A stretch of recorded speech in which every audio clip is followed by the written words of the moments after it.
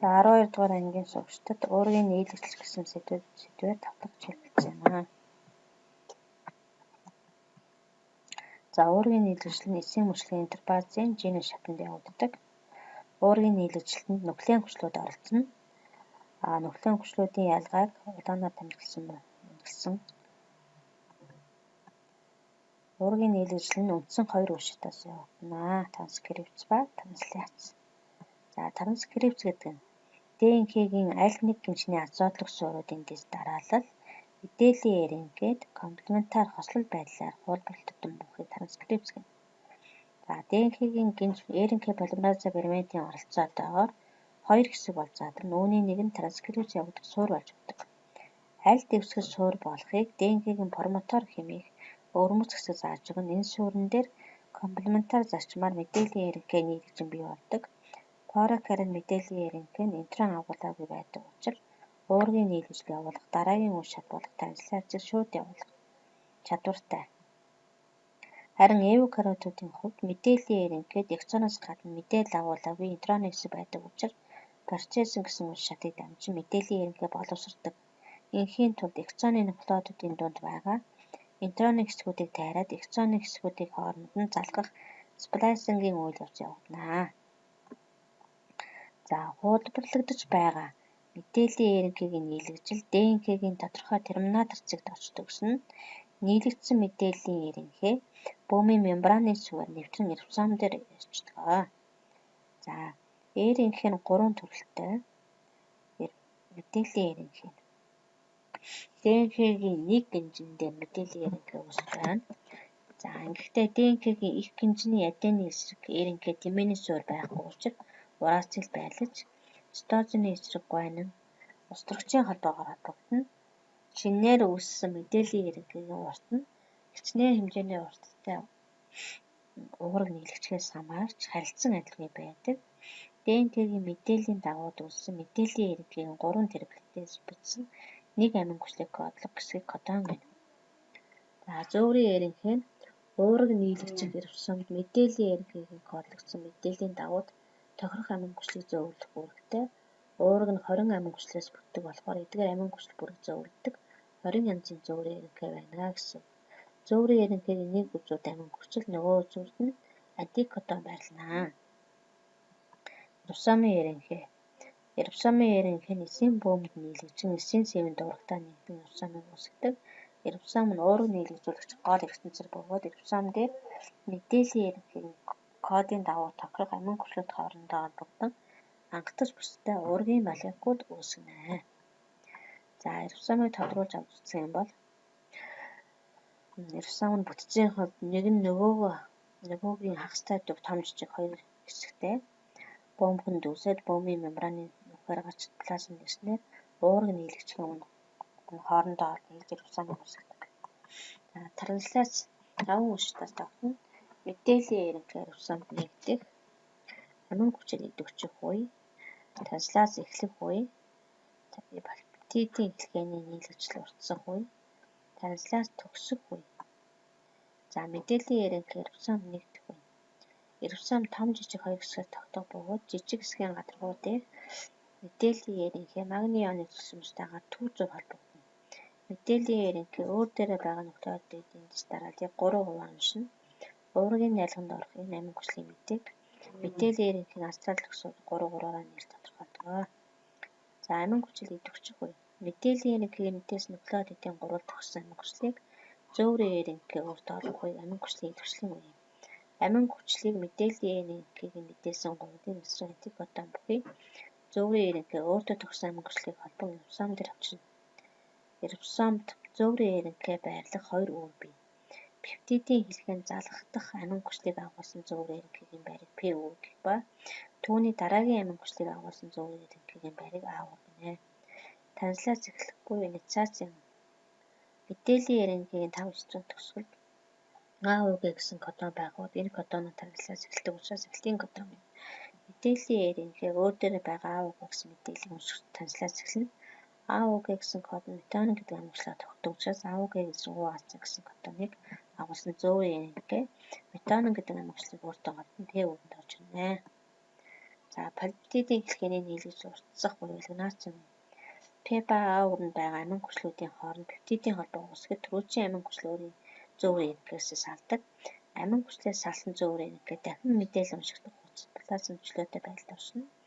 Рибосом мэдээллийн рентгийг утасны дагуу халган шилжиж дараагийн кодоныг зохих байрыг нь эзлүүлэхэд А үрд байсан зөв рентгээ П үрд орж ирэх ба түүний байрыг мэдээллийн рентгийн кодонтой антикодон буюу зөөврийн рентгээ эзэлнэ. Энэ мэтчилэн амин хүчлүүд ээж дараалан холбогдно. За танилцлаас төгсөх буюу терминац юм. Мэдээллийн рентгээ өөр дээр байгаа нуклеотидын мэдээлэл зогсгосон команд хүртэл 3 уншина. Зогсгосон командыг УАА, УГА, УАК гэсэн 3 тэмдэглэлээр тодорхойлох бөгөөд мэдээллийн рентгээ аль нэгийг унших үед уургийн био нийлэгчил дуусна. Үүнийг танилцлаа төгсөх гэж шатгана. Уургийн нийлэгчлийн үр дүнд пептидийн гинжүүснэ. Дараа нь эндээ плазмын торч очоод Голжи аппаратаар дамжин эрэгтэй газар төгнө. За уург нь 4 бүтэцтэй байрладаг. За уург нь заавал ордог полимер. Энэ нь 20 янзын маневр болох амин хүчлийг агуулдаг. Амин хүчил бүр амин бүлэг, эргэц нүдтэй амин бүлэг, сөрөгчөнтэй харвцэл бүлэгтэй байдгаас гадна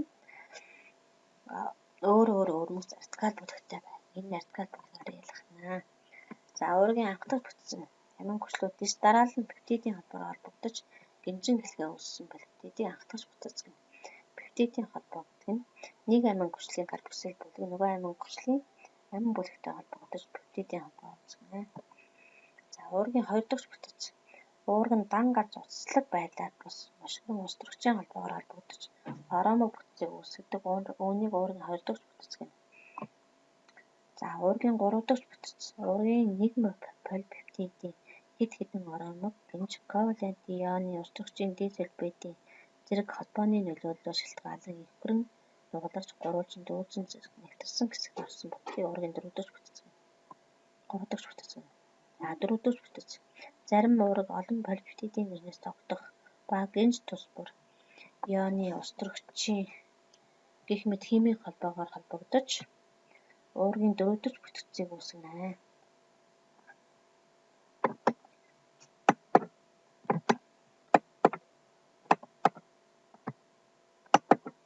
За бүгдээрээ уургийн нийлэгжил гэсэн эсэд явагдаж буй уургийн нийлэгжлийг компьютер дүрслэл ашиглан төлөвлөж байна. Эсийн бөөмийн сүвээр нэвтэрч ороход ДНХ-гийн нягтарсан аромог харагдана. Энэ органоид нь амьд организмын уургийн нийлэгжлийг мэдээллийг хадгалж байдаг агуулга юм. Мэдээллийн РНХ хамжаа чанарын дагуу ДНХ дэрнийлэгжиж, ДНХ-д хадгалагдсан уургийн бүтцийн мэдээллийг хуулбарлан авдаг. Энэ процессыг транскрипц гэнэ. Транскрипцийн үр дүнд мэдээллийг авсан мэдээллийн РНХ бөөмөөс бөөмийн сүвээр гарч цитоплазмд орно. Ингээд мэдээлэл агуулсан РНХ 2 дэд хэсгээс тогтох рибосом дээр ирж байрласнаар трансляцийн процесс эхэлдэг. Мэдээллийн РНХ дээр байрласан кодоны дагуу эсийн цитоплазмд орших зөөврийн РНХ-нүүд амин хүчлүүдийг зөөн авчирч уургийн үйлдвэрлэлийг явуулдаг.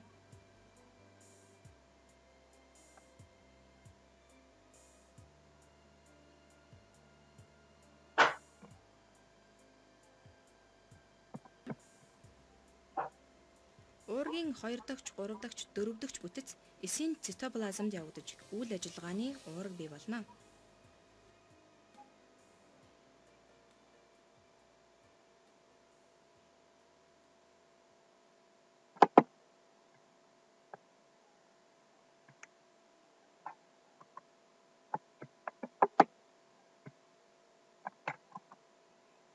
Дасгал ажлууд.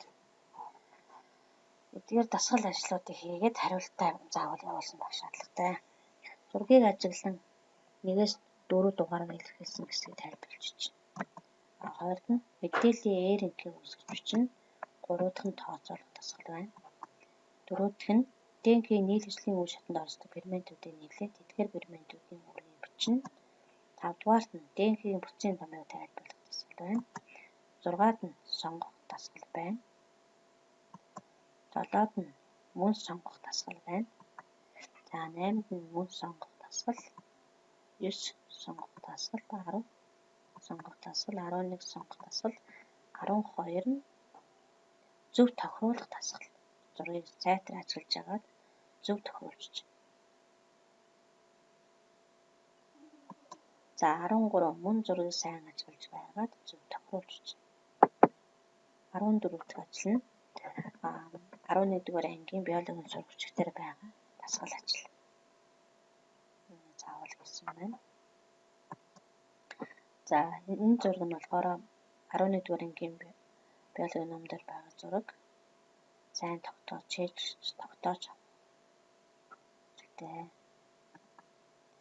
За доорх загварын дагуу давтлага хичээлээ дүгнэж тайлбарлаарай. За гэрийн даалгавартаа өөрт хэрэгтэй мэдээлэл тэмдэглэсэн байх мөн дасгал ажлаа хийн хариултаа явуулсан байна. За энд оруулсан дасгал ажлууд нь зарим дасгал ажлууд нь болохоор сүүлийн 2 жилийн биологийн ээшийн материалаас оруулсан. Тэгэхдээ зөвхөн уургийн нэлэгдэлтэй зэвсэгтэй холбоотой дасгалуудыг оруулсан байна. За анхаарал тавьсан